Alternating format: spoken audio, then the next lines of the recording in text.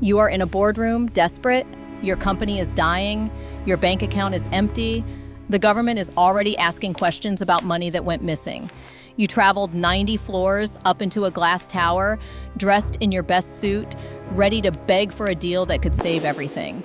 The door opens, heels on hardwood, slow, confident, deliberate.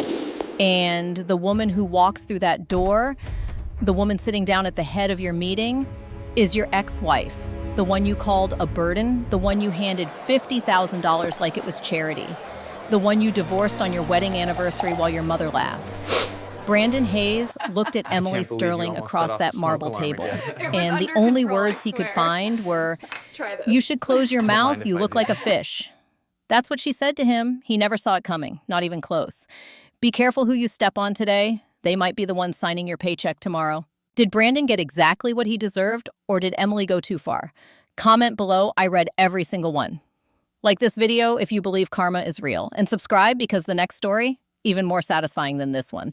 The mood at the Hayes estate was colder than the crystal chandelier hanging overhead.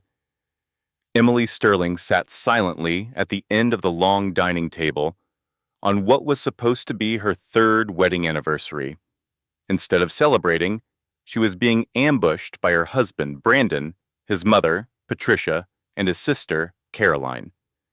Patricia started first, snapping at Emily for slouching and making her dress look cheap.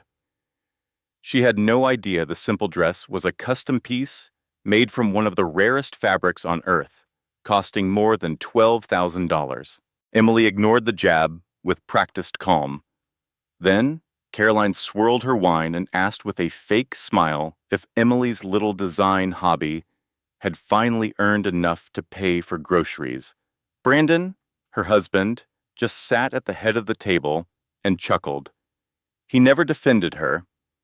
He was the vice president of his family's logistics company, a business that made just enough money to maintain their mansion and a summer home. In Emily's secret world of real wealth, they were just small fish in a very large pond. Brandon finally put his fork down. "That is what we need to talk about," he announced. The room fell silent. Emily looked up, her expression unreadable. She knew this was coming. She had seen the text from a woman named Jessica and the charges for gifts she never received. "We are done," Brandon said, not with sadness, but with relief. He sounded like a man finally putting down a heavy bag he was tired of carrying. He then pulled a large envelope from under the table. He slid the divorce papers across the mahogany table. "Let us be honest," he said coldly. "You do not fit in this world. You are too simple for us. My family is going places, and I need a partner, not an anchor." Patricia sighed with theatrical relief. "Finally," she said, "that girl has no ambition." Caroline simply raised her glass and toasted to freedom. Emily looked at the man she had married, the man she had loved for seeming different from the shark she grew up with. She had hidden her massive family fortune to be loved for herself, not her money. He had failed the test completely. "Is there someone else?" Emily asked, her voice steady. Brandon smirked. "Her name is Jessica Price," he said proudly. "Her father is on the board of a major tech company. We are getting engaged as soon as this is final." Emily knew the Price family well. They were new money, famous for being loud and deeply in debt. "The settlement is generous," Brandon continued, tapping the envelope. $50,000. "You keep your old Honda Civic, and in return, you give up all rights to family assets," he explained. Caroline laughed and said it was more money than Emily had ever made. $50,000. It was an insult so small, it was almost funny. It was less than what her private servers cost her each week.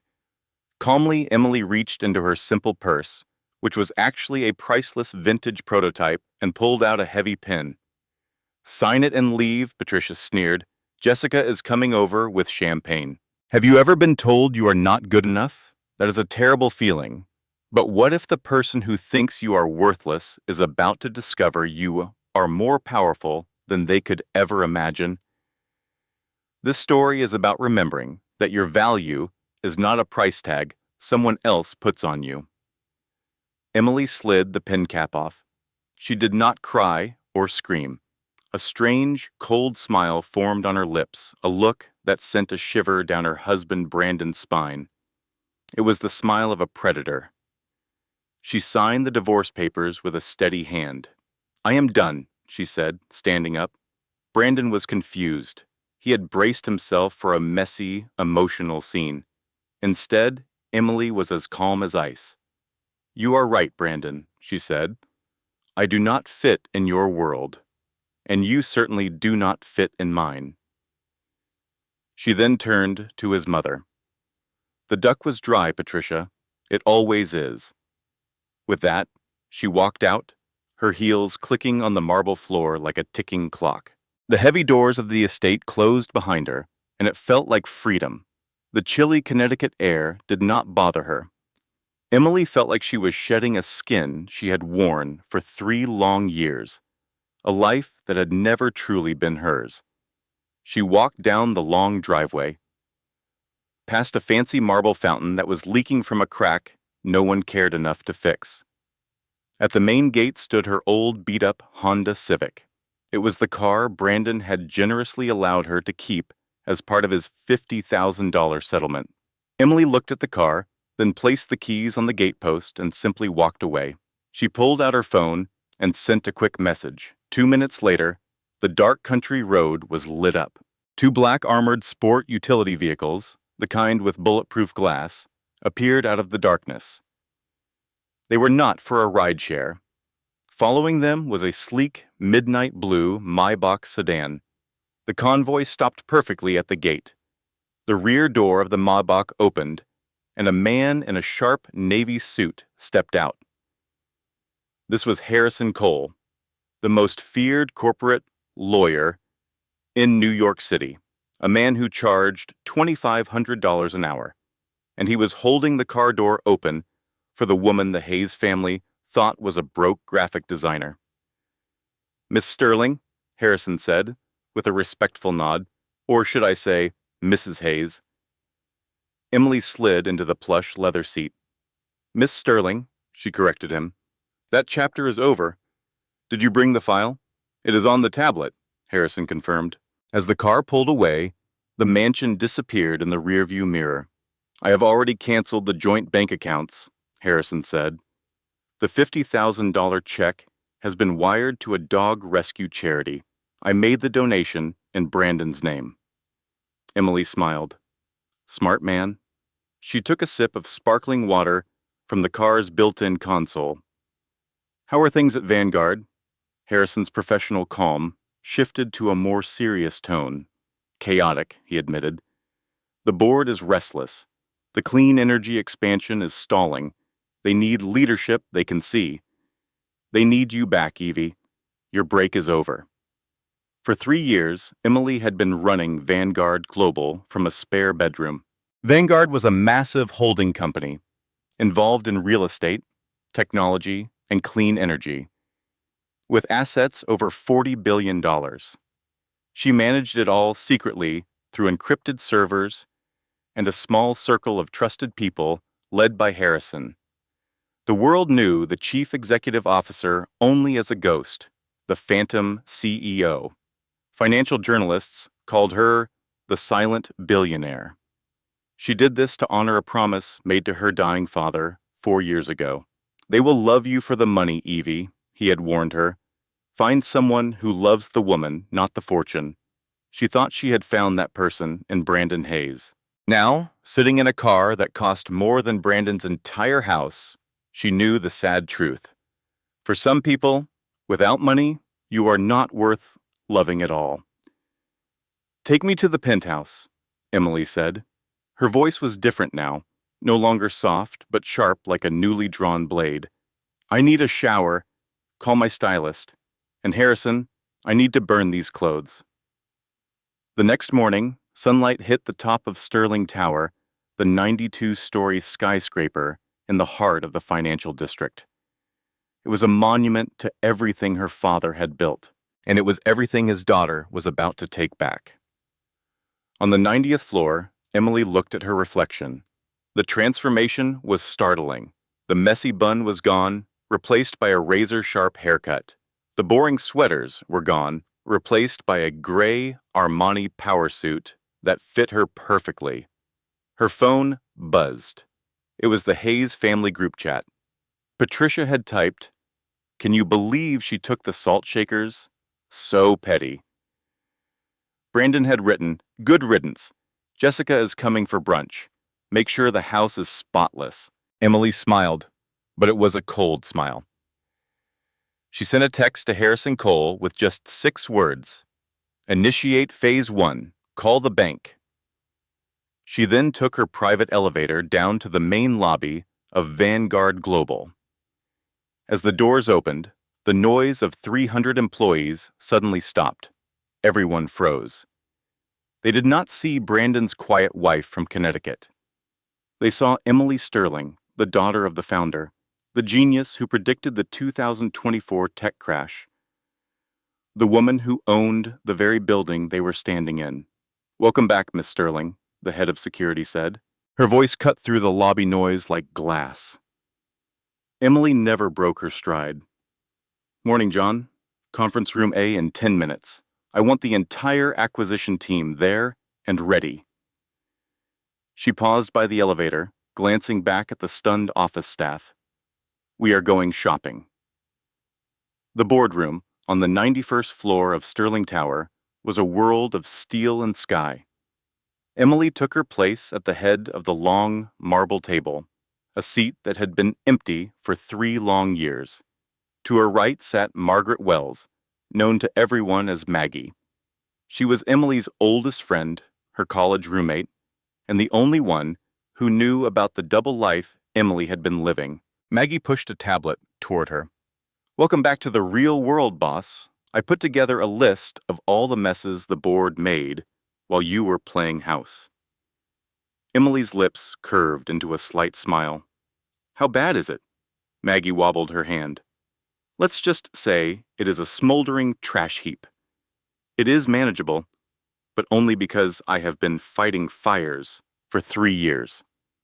The rest of the team filed in and took their seats. Emily activated the huge screen at the end of the room, and a company logo appeared. "Ladies and gentlemen," she began, her voice calm and firm, "our target is Hayes and Company, a logistics firm in Connecticut.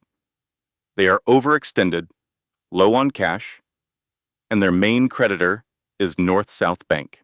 The chief financial officer, Gerald Patterson, pushed his glasses up his nose, "which we happened to acquire 7 months ago." "Exactly," Emily confirmed. "Hayes and Company has a $2 million payment due in 30 days, a payment they cannot make. They are desperate for a merger to save them." She let the words sink in. "They actually sent a proposal to one of our subsidiaries last week." A young analyst leaned in. "They want to merge with us?" "They want to be saved by us," Emily corrected. "They just do not realize we are holding both the rope and the scissors. Accept their meeting request. Tell them the CEO is personally interested. Schedule it for this Friday." "Miss Sterling," Gerald interrupted, "with all due respect, their finances are a complete disaster. It is a sinking ship run by family favorites. Why are we wasting our time?" Emily leaned back, letting an uncomfortable silence fill the room. "I do not want to acquire them for profit, Gerald," she said softly. "I want to acquire them so I can personally fire the vice president." She paused for effect. "The vice president is Brandon Hayes, my ex-husband as of 72 hours ago."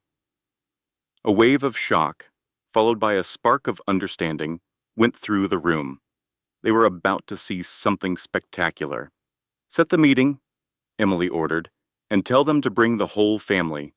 We love family-oriented companies."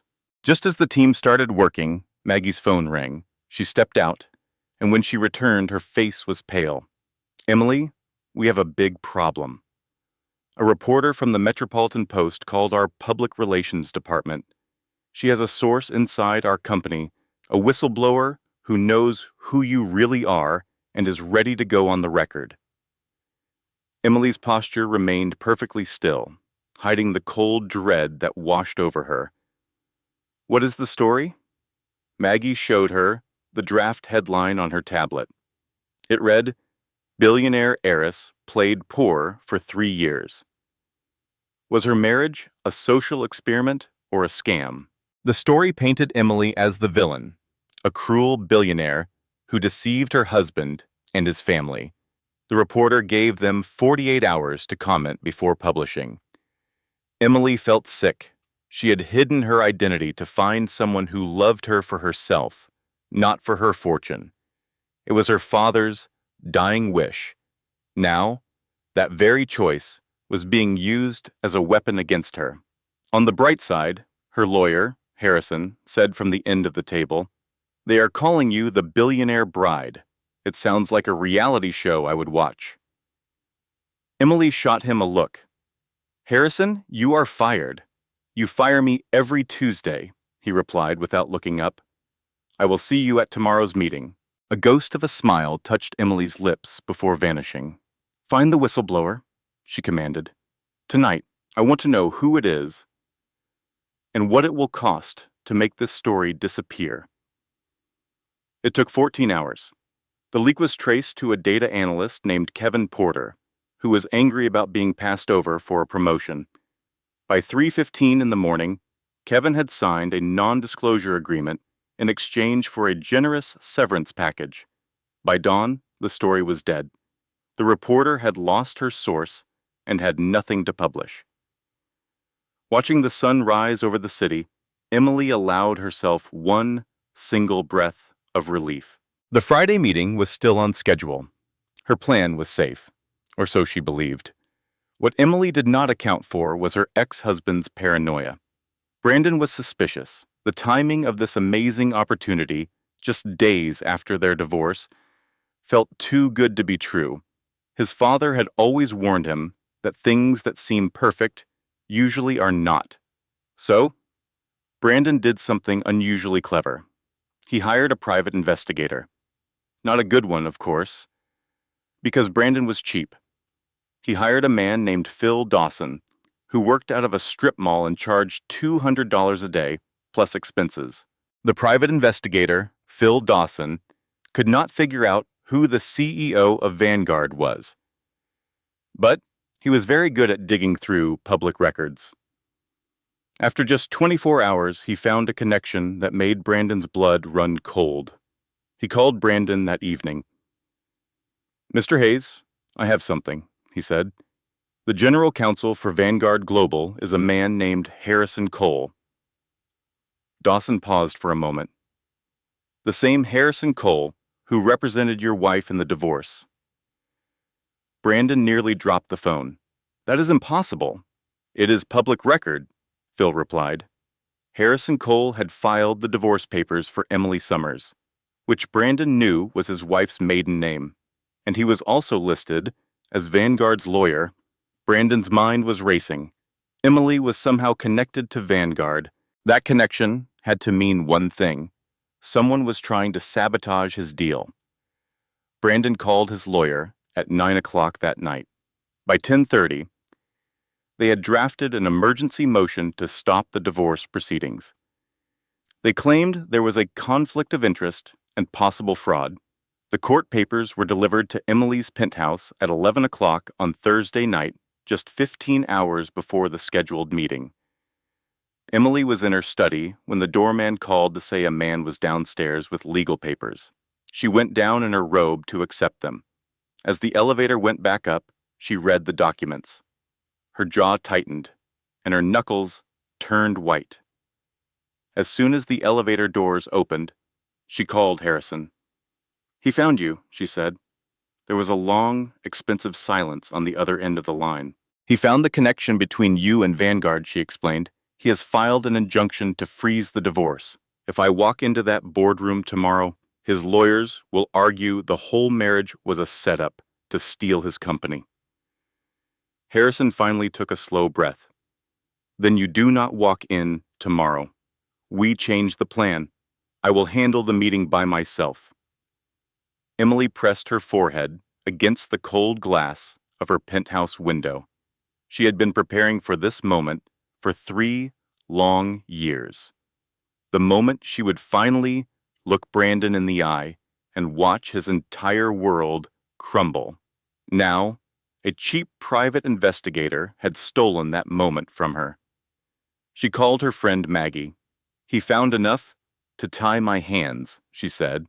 "So what do we do?" Maggie asked. "We change the strategy," Emily replied. "Harrison goes in alone. I will work behind the scenes to get this injunction thrown out."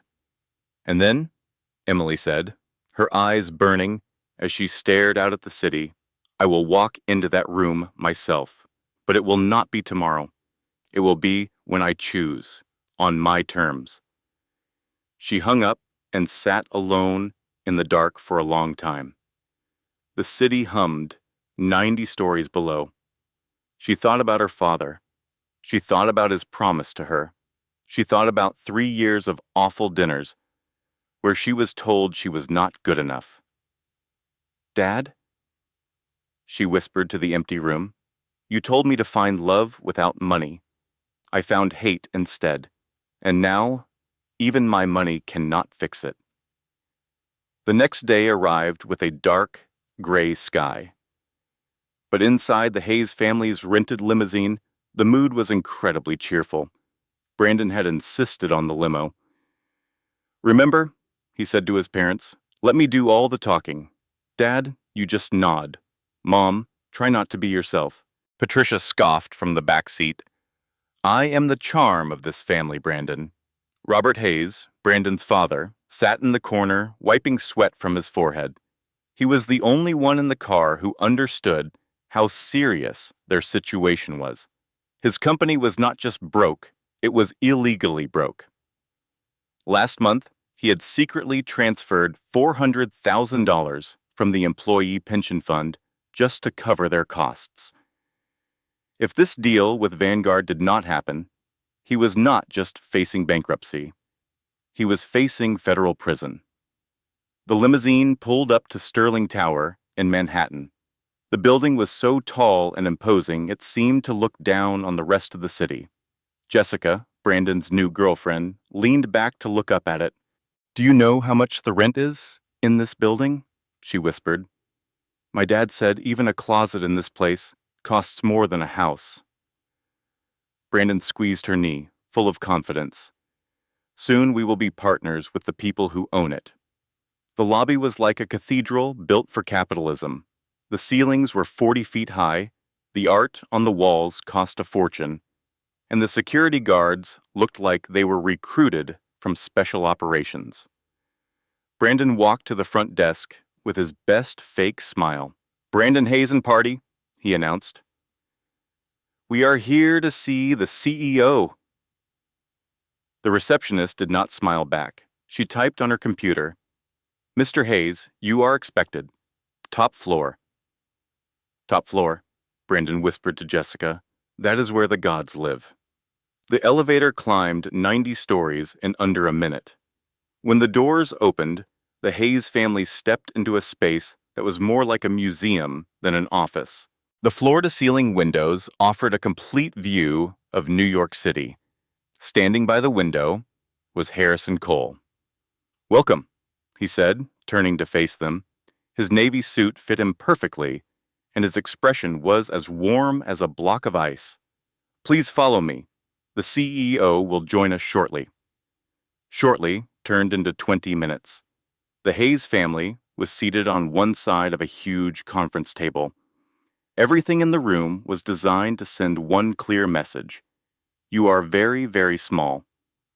Harrison did not sit down. He stood at the head of the table and began to systematically destroy every illusion the Hayes family had about themselves. "We have reviewed your finances, Mr. Hayes," Harrison said. "Your company has about $4 million in debt. You have been losing money for 3 quarters in a row. Your main contract with Amazon was canceled 3 weeks ago," he continued. "And your employee pension fund seems to have some rather unusual withdrawals. Robert Hayes turned the color of old milk. Brandon jumped in, his voice cracking. "We are growing aggressively. That requires investment." "We are not here to discuss your imaginary plans," Harrison said, cutting him off.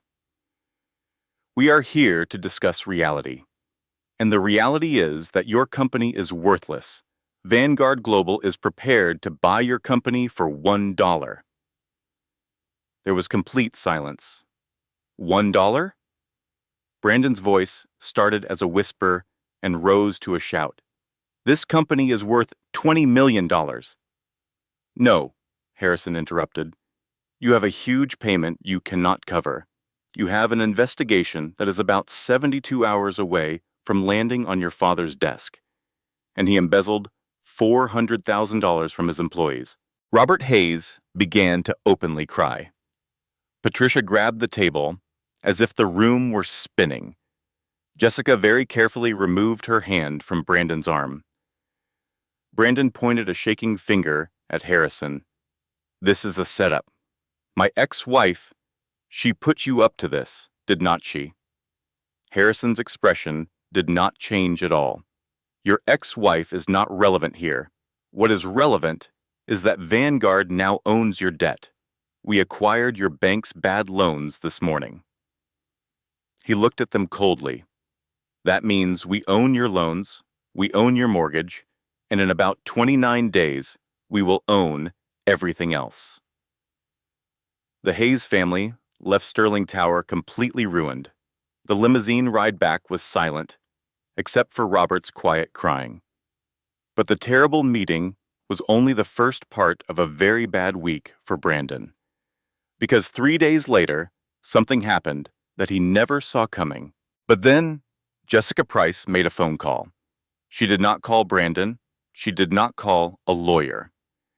She called Harrison Cole, the top lawyer for the company about to ruin her boyfriend's family. She spoke only 6 words that changed the entire game. "I have his laptop. What is it worth?" Jessica was a survivor. She saw that the Hayes family was a sinking ship, and she had no plans to go down with them. The laptop she delivered to Harrison's office held 3 years of Brandon's emails, texts, and financial records. It showed the affair and the fraud, which was expected, but buried deep in the files was a secret so shocking it made even Harrison Cole go silent. Harrison brought Emily a laptop that afternoon. On it were emails Brandon had sent to his mistress, Jessica. "Emily is so stupid," one read. "I could rob a bank in front of her, and she would apologize for being in the way." He had made fun of her cooking, her clothes, and the way she said "I love you" every night. Emily read them all without showing any emotion. When she finished, she sat in silence for a full minute. Then she looked at Harrison. "Add these emails to the official government filing," she said. "All of them." The court hearing was set for Monday morning. Emily's lead lawyer was a woman known in legal circles as the surgeon because she never lost. Harrison's team argued that his dual role as a divorce and corporate lawyer was fully disclosed. They claimed Brandon was just using a cheap trick to stall and avoid paying his debts. Brandon's expensive attorney, who charged $500 an hour, had missed the filing deadline and forgotten a key piece of evidence. The judge was not impressed. At 11:47 in the morning, the injunction was thrown out. Standing in the bright sunshine on the courthouse steps, Emily called Harrison. She told him, "Set up the meeting, same boardroom, same time, but this time, I am going myself." Here is a lesson for life. Deadlines matter, and details matter. Winning is not always about being right. It is about being prepared. Brandon's lawyer cost a fortune, but could not even file paperwork on time. In contrast, Emily's team checked every single comma. That is not luck. It is discipline, which always beats lazy talent. For 3 wonderful days, it felt like things were finally going Emily's way. The injunction was gone. She had Jessica's testimony, and she had Brandon's emails. The second meeting was set for Thursday.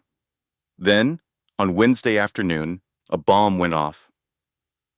Maggie burst into Emily's office, something she only did in a true crisis. "Turn on the news," she said, her voice eerily calm. Emily switched on her television. The screen showed the New York Chronicle logo. A headline in bold red letters scrolled across the bottom. "The Sterling Deception.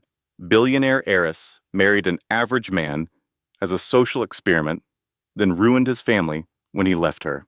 The story exploded. Within hours, it was on every news outlet imaginable. The narrative was exactly what Emily had feared. She was painted as the villain, a rich woman who tricked a normal guy into marriage and then used her empire to crush him for daring to leave. The fired analyst, Kevin Porter, had broken his non-disclosure agreement. He sold the story to a major newspaper with the money and lawyers to publish it.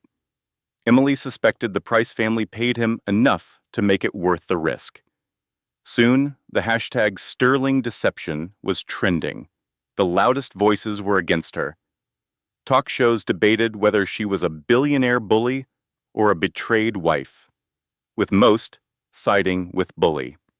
Then, Brandon appeared on television, looking clean-shaven in a suit, ready to give the performance of his life. His voice shook, and his eyes welled up with what looked like real tears. "I loved her," Brandon said to the camera. "I had no idea who she was. She lied to me for 3 years. Now she's using her billions to destroy me because I wasn't rich enough." The audience was completely on his side. Emily watched from her office as the man who had called her a burden and laughed at her clothes played the wounded hero. But what she felt was not anger. It was something deeper, doubt. Was she the monster? Was a woman who hid her identity for 3 years any better than a man who hid his cruelty? That evening, Maggie found Emily staring out her office window, still in the same clothes, looking lost for the first time in her life. "We are not giving up," Maggie said, placing a laptop on the desk. "I've been digging. Brandon's TV appearance was bought and paid for. The show's producer is friends with Jessica's father. The Price family funded the whole thing." Emily turned from the window. "Why would they care? Brandon is nothing to them now." Maggie explained, "Because if we expose Robert Hayes, the investigation will lead to shell companies the Prices use to avoid taxes. They are not fighting for Brandon. They are fighting for their own survival." The doubt in Emily's mind vanished, replaced by a sharp sense of purpose. The next morning, she recorded a video. There was no studio or makeup. She sat at her office desk and spoke straight to the camera. "I hid my identity because I wanted to be loved for who I am, not for what I own. That is not a crime. It is a hope everyone has." She continued, "My ex-husband can have his pain, but he cannot rewrite our history. I will let the facts speak for themselves." She then announced the Archibald Sterling Scholarship Fund, a $50 million project to support financial literacy for women. On camera, she donated the exact amount her company's stock had dropped. The video went viral.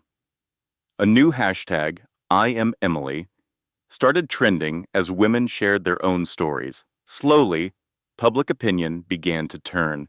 Emily thought the worst was over, but she was wrong. The emergency board meeting was on a Friday. 6 of the 10 members voted to put her on temporary leave. Their reason was cold. The public drama was a risk to the company's value. The people she had made rich told her she had to step aside for the good of the company her father built. "You own 51%, Harrison said later, pacing in her office. "They can't fire you." Emily replied quietly, "They did not fire me. They benched me. My father wrote a clause allowing the board to impose a 90-day cooling-off period during a public controversy. He never thought it would be used against me. Her key card was deactivated that evening.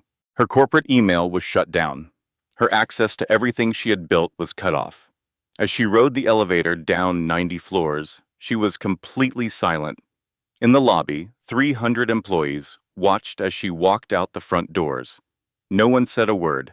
She stepped onto the sidewalk, a billionaire locked out of her own kingdom. She remembered her father's voice. Sometimes the hardest part of building something is surviving the people who want to take it from you. Not your enemies, but your allies. For 3 days, she sat in her dark penthouse and thought. She did not think about revenge. She thought about who she was when no one was watching. On the 4th morning, she woke up at 4, made coffee, and opened her personal laptop. She opened her private contact list, the one she had built over 15 years with the world's most powerful investors. She started making calls. The first was to a fund in the Middle East that owned 3% of her company. She presented data and performance numbers. No begging involved. The second call was to a California pension fund that held 2%. By noon, she had spoken to 11 investors who together controlled over 30% of the company's shares. By the end of the day, every one of them had called a Vanguard board member. The message was the same: reinstate Emily Sterling, or we pull every single cent of our money. 6 days later, the board reversed its decision. The vote was 9-1. On Monday morning, Emily Sterling walked back into the lobby of her company, Sterling Tower.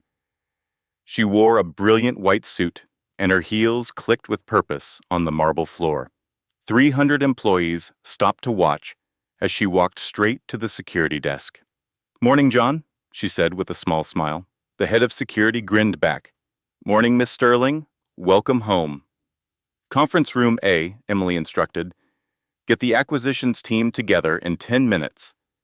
And John," she added, "make sure the coffee is fresh. We have a long day ahead." Her top executive was waiting by the elevator, holding a coffee for her. "Welcome back," he said. "I kept your chair warm." She took the elevator to the 91st floor and walked into the boardroom. The chair at the head of the table was waiting model. Have you ever been dismissed because someone thought you had nothing?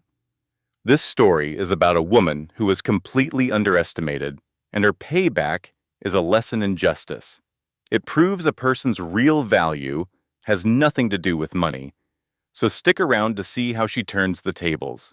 It all began with a 4-word email to the Hayes family that said, "The CEO will attend." They arrived at Sterling Tower, smelling of rain and desperation. There was no limousine this time, just Robert's 15-year-old sedan. Brandon looked like a man who had aged 10 years in 3 weeks, his fame gone now that the checks had stopped. They were led to the same imposing boardroom as before, with its marble table and bottled water.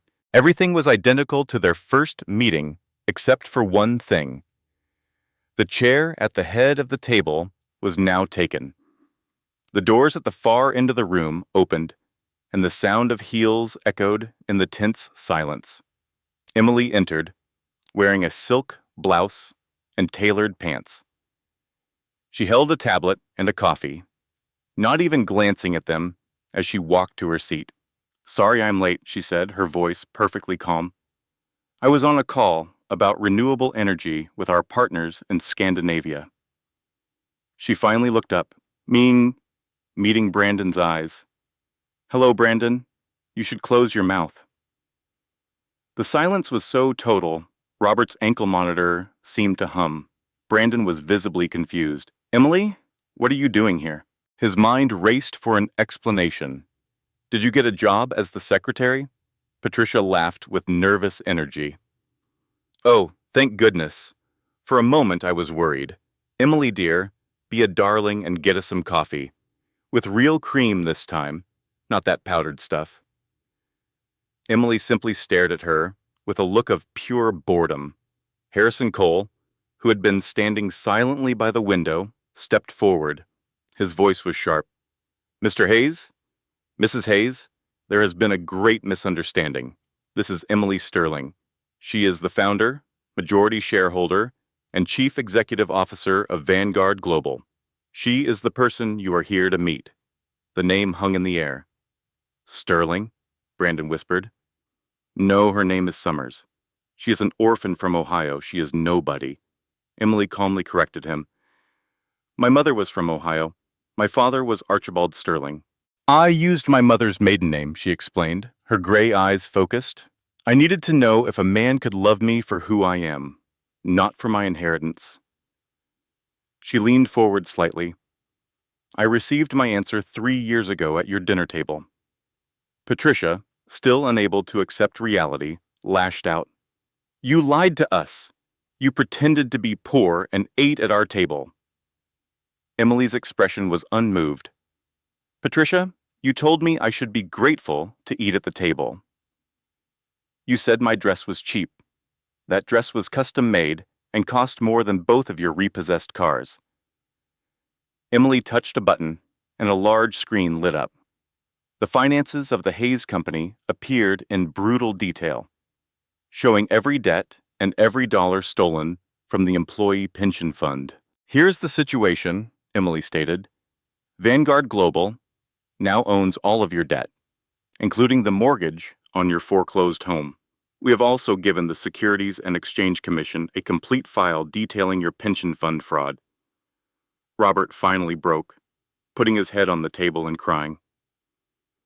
"However," Emily's voice softened just a little, "I did not bring you here simply for revenge. I brought you here to give you a choice. Vanguard will acquire your company's assets. Every employee will get their pension money back from my own account. Most of your workforce will keep their jobs." She looked at Robert. "You will cooperate with the investigation. If you do, you will likely get probation instead of prison." Then she turned to Brandon. "And you will sign a public statement admitting your role in the fraud. You will give up any claim to the family business. You will not go to prison, but your career in business is over." Brandon stared, his hands shaking. His voice was just a whisper. "Why? With all this power and money, why did you not tell me? We could have built an empire." Emily looked at the man she once loved. She remembered him telling her she was beautiful before he revealed that he only valued things with a price tag. "Because, Brandon," she said, her voice filled with 3 years of pain, "I did not want an empire. I wanted a husband, and you wanted a stepping stone, not a wife." She stood from the table. "Harrison, please show them out, and make sure they validate their parking. I will not pay for it." 6 months later, New York City had moved on, and so had Emily Sterling. Vanguard Global was more successful than ever. The Archibald Sterling Scholarship Fund, her $50 million project for women's financial education, had enrolled its first students. The foundation's annual gala was held in December at a grand hotel. The ballroom was filled with hundreds of powerful guests, sparkling under giant crystal chandeliers. Emily stood in the receiving line in a midnight blue velvet gown, wearing a single diamond pendant that had belonged to her mother. It was worth more than everything else in the room. Harrison approached her during the cocktail hour, looking unusually tense. "We have a situation," he said quietly. "The catering agency sent a last-minute server. Security just flagged him. He is in the prep area now." Emily held her champagne glass perfectly still. She knew the name before Harrison even said it. "It is Brandon. He's wearing a borrowed uniform and carrying a tray of drinks. I can have him removed immediately." Emily looked across the beautiful ballroom at the celebration of her hard work. She thought about Brandon, in the kitchen, about to serve drinks to people who once took his calls. If she threw him out, he would spend his life playing the victim. He would never face the truth of his own failure. No, Emily said firmly. Let him work. Harrison was surprised. Are you sure? Let him work, she repeated. Let him see exactly what he threw away. But Harrison, make sure he is assigned to table 1. Harrison understood at once. Table 1 was Emily's table. Have you ever judged someone so harshly that it came back to haunt you? That was the lesson Brandon Hayes learned one night, standing in the shadows of a 5-star hotel. He was an invisible man in a borrowed uniform, working for a quick $100. Then he heard a familiar voice from the stage. It was his ex-wife, Emily, a woman he had called simple, mediocre, and not enough. She was speaking about true worth, not the price of clothes, but the quality of a person's character. As he listened, a sharp pain seized his chest. He suddenly understood he had made a terrible, life-altering mistake. This story is a powerful reminder to look beyond the surface, and if it moves you, please share it with someone who needs to hear this message. Emily was radiant. She held 600 of the country's most powerful people in the palm of her hand, not with a loud voice, but with quiet confidence. She had turned a lifetime of being underestimated into her greatest strength. When the speech ended, the room exploded into a standing ovation. As Emily returned to her table, the head of catering cornered Brandon. Table 1 needs more champagne. Go. A cold dread filled Brandon's stomach. I cannot. Please send somebody else. His boss glared at him. Everyone is busy. You go now or you leave without pay. Brandon felt sick, but he grabbed the tray and walked toward her table, his feet feeling like lead. His hand shook as he filled the glasses around the table. Finally, he reached Emily. He could see her perfectly manicured hand, her bare ring finger. He poured the champagne, the bottle clinking against the crystal glass. When he finished, she spoke 2 simple words. Thank you. The tone was not angry or sad. It was the polite, detached voice of a complete stranger. It sent a chill down his spine. He couldn't stop himself from looking, and for a moment, their eyes met. He searched her face for any sign of their shared past, any proof that their 3 years together had mattered. He found nothing. She looked right through him, as if he were just another part of the scenery. Is there anything else, ma'am? He whispered, his voice breaking. Emily looked at him then, truly seeing the cheap suit and the broken man inside it. She saw the man destroyed by his own arrogance. She could have ruined him with a single sentence, exposing him to the important people at her table. But Emily was no longer interested in the past. She was building a future, and she wouldn't waste a moment on the rubble of what came before. No, she said softly, turning back to her conversation. That will be all. Brandon stumbled away, walking through the kitchen and out into the back alley. A cold rain was falling, soaking his uniform.